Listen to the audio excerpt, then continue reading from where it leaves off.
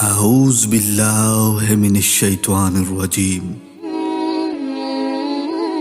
بسم اللہ الرحمن الرحیم۔ تمام تعریفیں اس خالق کائنات کے لیے جو تمام مخلوقات کا وارث ہے۔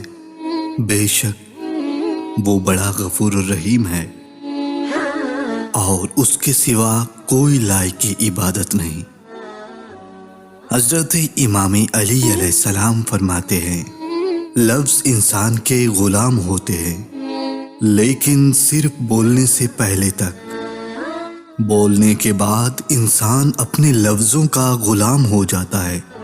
دو چیزیں انسان کو ہلاک کر دیتی ہیں، ایک تو اتنی محبت کہ محبوب میں وہ باتیں نظر آنے لگیں جو اس میں موجود نہ ہوں، اور دوسرا اس درجے کا بغض کہ برا کہتے کہتے اپنے محبوب پر تہمت لگا دے۔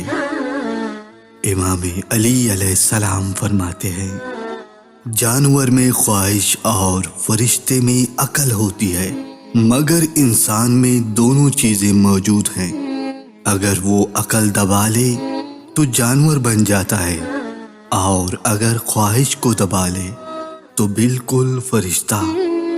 جو دن تمہارے حق میں ہو اس دن غرور مت کرنا، مگر جو دن تمہاری مخالفت میں ہو اس دن صبر کرنا اور اللہ سے امید لگائے رکھنا۔ امام علی علیہ السلام نے فرمایا، جب تمہاری جان کو خطرہ ہو تو صدقہ دے کر جان بچایا کرو، اور اگر تمہارے دین کو خطرہ ہو تو جان دے کر دین بچانا۔